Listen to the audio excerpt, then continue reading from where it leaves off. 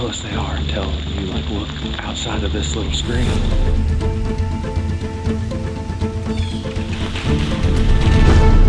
Dude, I don't even know what hunt number that is. We're gonna bring a big buck home tonight.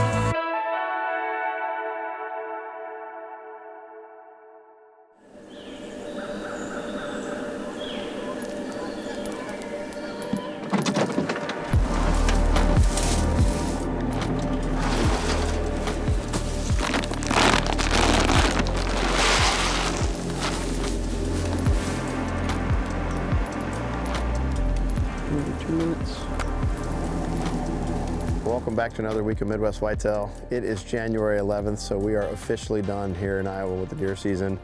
Ryan and I are down here at the River Bottom Farm starting our post-season project list, and the first thing is getting out the Axe 1 complete deer feed.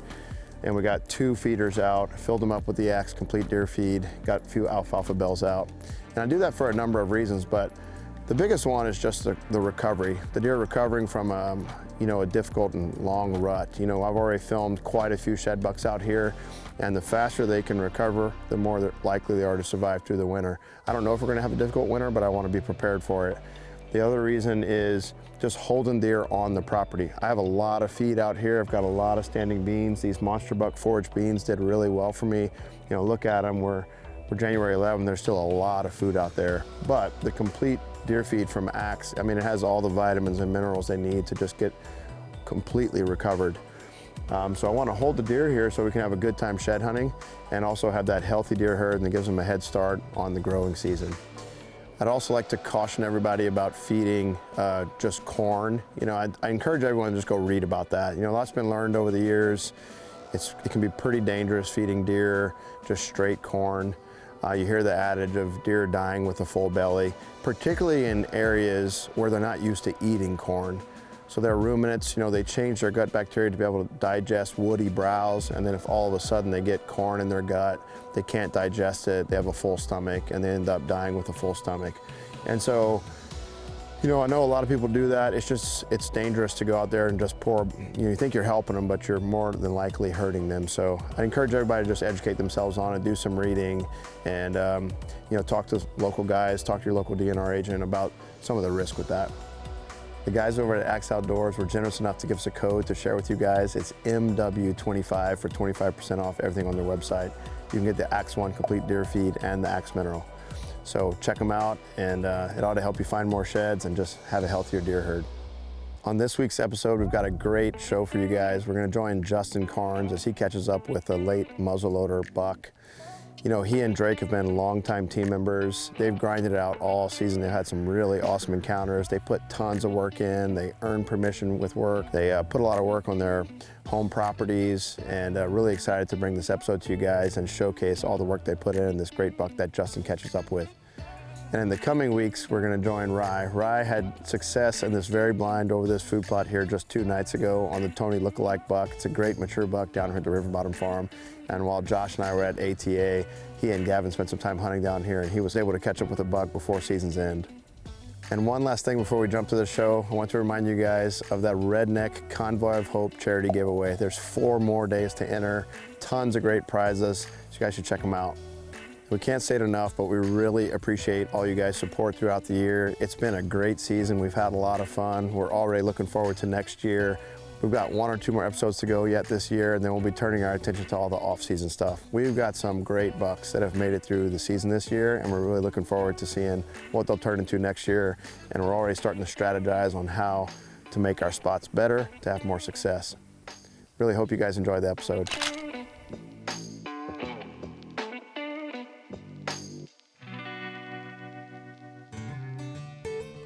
All right, guys, welcome back to another episode of Midwest Whitetail. Appreciate you joining us here today.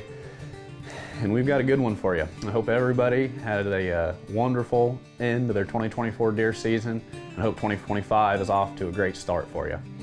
Since you last seen me back in the youth season, Drake and I have been hunting really hard. We've put in about 50 hunts throughout the bow season, just never quite had that opportunity come together for us.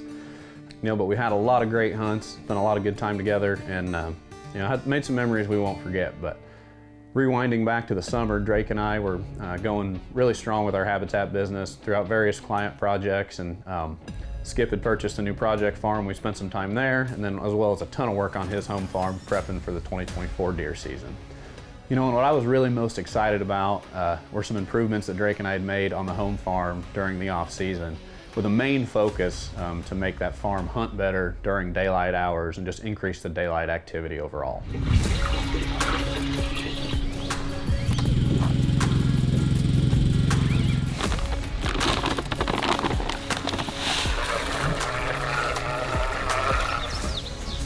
We're out here on the home farm today, getting in green plots. It's September 19th, a little bit late. There's been a lot of changes going on the home farm this year. One of the biggest ones is I had 6 acres of pasture on the north side of the property here that we actually had our food plot in last year, and I turned that entire 6 acres into ag. So we got it in beans this year. Basically, we're just trying to spruce this up and give them more reason to be here during daylight. We've got 3 deer back this year, 2 that we are pretty excited about. So if you guys remember last year, we had the big 8. He's 6 years old this year. And then we did have what we think is a new deer show up. It's this big, wide 10-pointer. He's big, he's wide, and he's tall, so we are really excited to at least get eyes on him, hopefully. We're really excited. Can't wait to get after it. The home farm here means a lot to me. I was born and raised here my entire life, and my wife and I were fortunate enough to be able to buy 10 acres of the home farm and built a house on it here just in the last couple of years. So we love that. It's really exciting, and then being able to put all the habitat work in, the CRP, the deer management, and seeing all that pay off is pretty sweet. We love it. I got 2 little boys that are 3 and 2 right now, with a 3rd kid on the way in March, and we're busy, but they're running around with their little toy guns, hunting rabbits and all that stuff. So really fortunate to have a place that blossomed the love for the outdoors for me, and being able to see my boys experience that is a lot of fun. And at this stage, having the home farm pretty well set up from a deer hunting perspective makes it pretty fun. My wife was able to connect on a mature buck there just a couple of years ago, and for what we've got in the area that we don't have a ton of habitat around us, so the deer numbers are a little bit lower than what we experience down in southern Iowa on some of our permission farms, but still works out great. We've always got a mature deer to hunt, and we love it. We love the home farm there. But my season started out with a bang, honestly. We ended up having I believe it was a northeast wind that night. The opening day of youth season, Jenna, I, and Dad ran down to Skip's farm after a big old 6-year-old deer. And we were lucky enough to have him come out. Jenna made a good shot on him, and we were able to get tagged out on the first night. That was awesome. And the luck continued right after that. I was able to get back down there to Skip's farm to take his son Charlie there on the 2nd day of Iowa's youth season. And wouldn't you know it, our target deer stepped out just before dark, and Charlie was able to make it happen. We were in the highs of highs right there. I was elated. Season was off to a bang. Drake was off doing some filming trips, and man, I couldn't wait for him to get back and get our bow season started off. And kicked off the season, I was behind the camera quite a bit there. Actually, I had a little 4-wheeler accident, injured my shoulder. Luckily, we're all good to go now, and spent some time behind the glass. We had a lot of hunts, a lot of encounters. With some younger deer, some really good deer, but we just never could get the one we were after right in front of us there, and that led up to. I believe it was the 6th or 7th of November. I actually made my first bow hunt of the year, had my shoulder all rehabilitated, and I was able to draw that bow back. And man, it was a hunt on the home farm that a lot of years of work kind of led up to, and we'll definitely never forget it.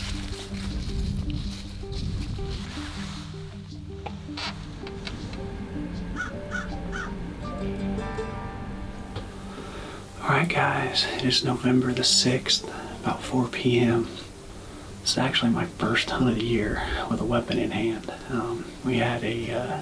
I had a little four-wheeler accident there the third week of September and broke my right scapula. I can just now get my bow drawn back, so anyway, we're hunting over a little green plot that I've got here, planted to the monster buck, no huddle mix. We've been hunting really hard, bunch of different spots for the last week. Been behind the lens for Drake, and hopefully we made the right call tonight. We're gonna get settled in.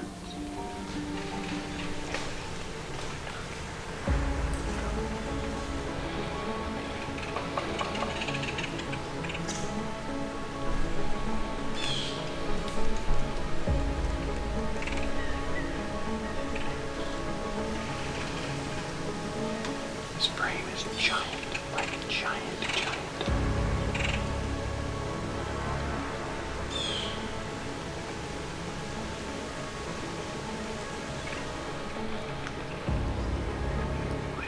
That's good.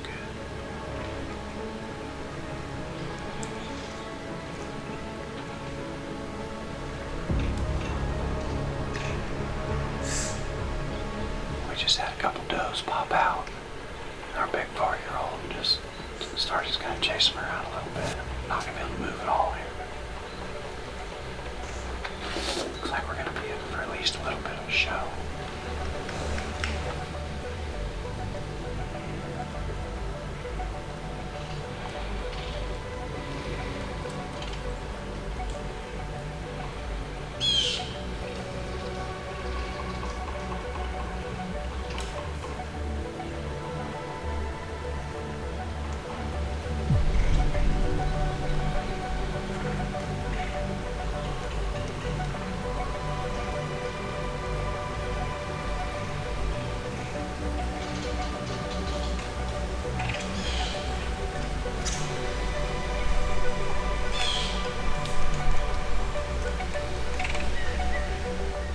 Well, that was probably the coolest hunt I've ever had in my life, if not definitely the coolest hunt I've ever had on this farm. It was gorgeous. That was awesome. I was fired up. That deer got me absolutely going. There's just something special about a deer on your own home place. I couldn't even begin to tell you guys the amount of hours that both Drake and I have put in out here. Might be my new favorite day of the year, November 6th. That's one we will not soon forget. And it's burnt right into my brain now. You know, just having the opportunity to see a deer like that, let alone hunt a deer like that, man, it's just special. And you know, I'm very lucky to have a deer like that around, and just, you know, praying he can make it through and get to age 5. But, you know, for the deer to do exactly what we planned on him to do. You know, he's bedded close. He come up and he come through a fence gap that we made for him, come down and, you know, work through the food plot, check the TSI. You know, this was on November 6th or 7th, so he's obviously checking for those. To come back and, you know, work through the food plot, feed the whole way there. It was a great hunt, and really just goes to show that you put the work in, you know, I guess as they say, you know, if you build it, they will come. And really looking forward to what the future holds there on the home farm. But from there, you know, the action didn't slow down. You know, we got a lot of hunts in, had some really close encounters.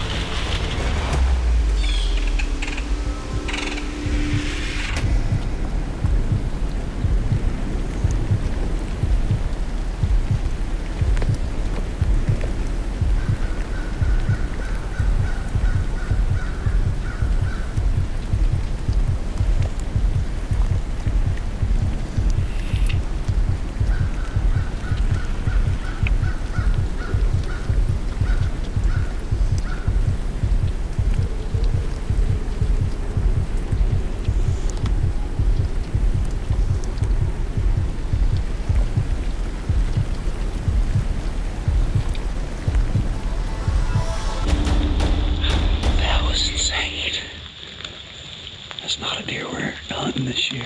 I think that deer's only 4 years old. You don't realize how close they are until you like look outside of this little screen. I was like, holy crap, she was maybe 5 yards.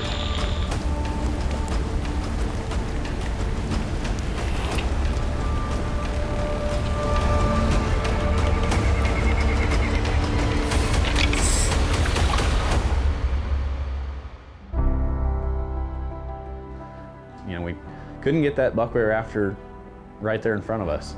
You know, had a couple encounters at distance, and anyway, you know, it was a heck of a season, and we stayed after him pretty hard. But you know, although no arrows were released during the 2024 season, we still had a lot of great hunts, and our excitement for 2025 couldn't be higher with some of the young deer that we've got coming in for next year. But fast forward to late season here in Iowa, Drake and I found ourselves heading into a blind over some cut corn that Drake actually had some success hunting from back in 2018. It's January 7th, it's getting down to the wire, and see if we can't catch up with one of these bucks down at Skip's.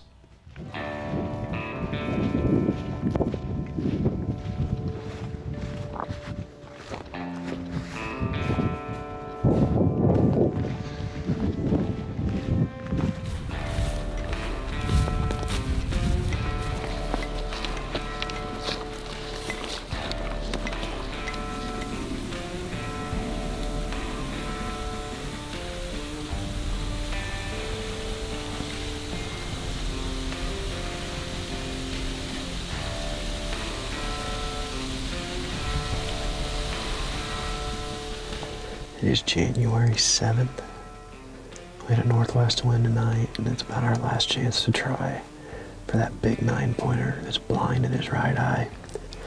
He hasn't been on camera the last few days, but this is the best food source in the area that he lives, so our last chance, we figured we'd try it. We got in here a little bit late, but the access to this spot is just perfect through some cedars right up to the backside of this cut cornfield. So some cut corn in front of us, standing corn in front of us. We've already got 10 deer out in the field right now. It's about 3 o'clock, so we're hoping the big one-eye 9-pointer makes an appearance tonight. It's a pretty cool spot. This is my first time hunting this spot, but Drake was able to have some success. It's been a few years ago now, but shot a really nice deer from this exact blind, just on the other side of the field here. So it's exciting to get back in here. At the very least, we should see some good deer tonight, so should be a good hunt.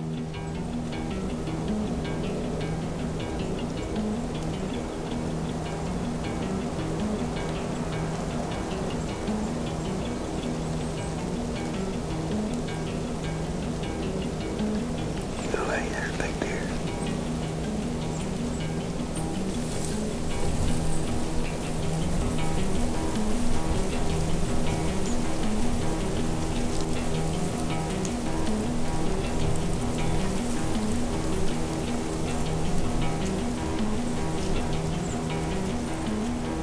Gets that length and mass.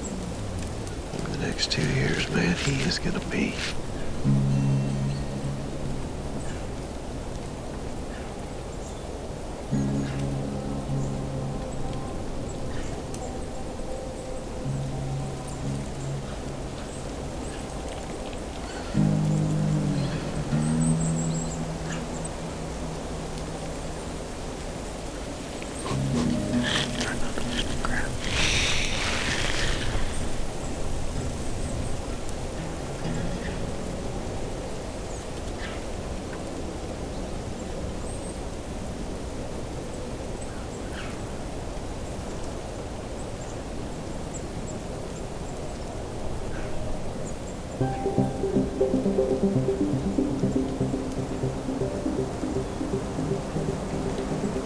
Man, I'm like 99% sure that's him.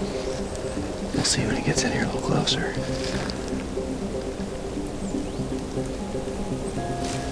We're in here after a big 9-pointer that's blind in one eye, but there was a buck that had really short twos that Skip's buddy actually hit with a crossbow clear back in November. He's got really short twos and a really long 3, and I'm pretty sure that deer's walking in the field right now. I think Drake encountered him one other time, but other than that, we haven't seen the deer. it was either him or the big tine that's on the list. And if this is that deer for sure, we'll be able to tell because he should have a wound on him. But it looked like he was limping in. But if it's him, well, I'm going to take him for sure. He's right in that little rise. That's him for sure.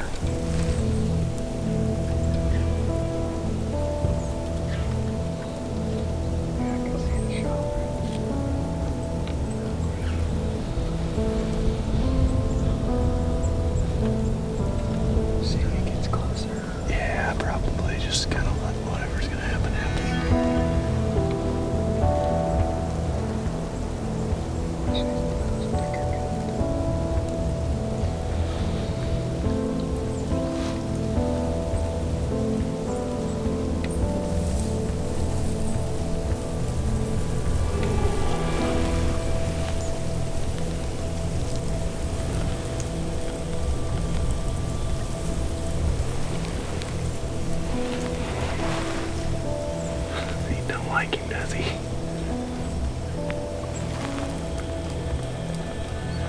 There's gonna be a nice deer.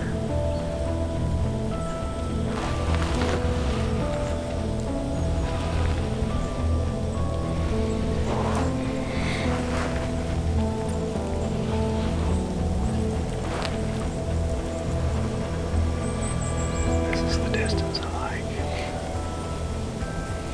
We know when you're really good. Gets into a gap. I can do it there. Alright. You good?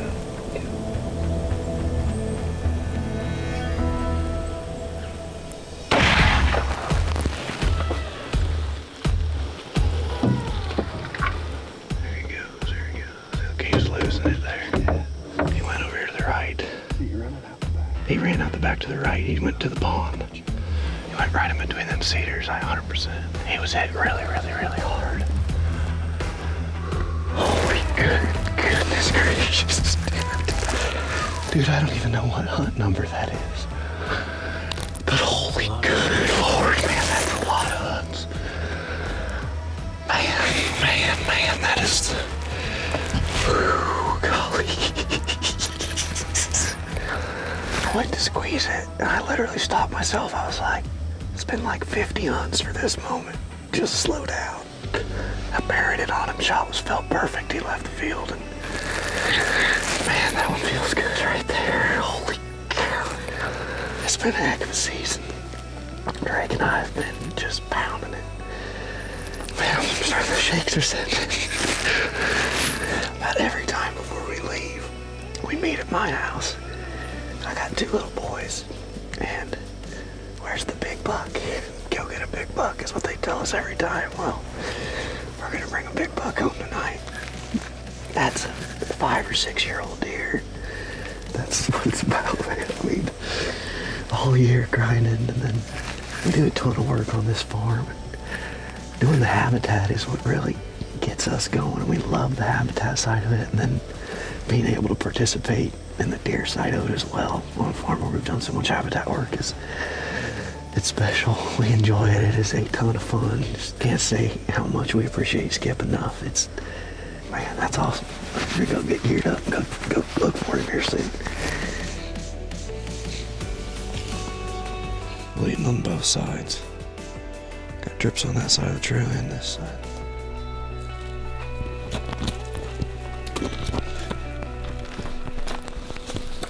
Oh, there he is. I got him. See? Yep, right there. Oh, buddy. Let's go. There he is right there. Let's go, buddy. Let's go get our hands on him.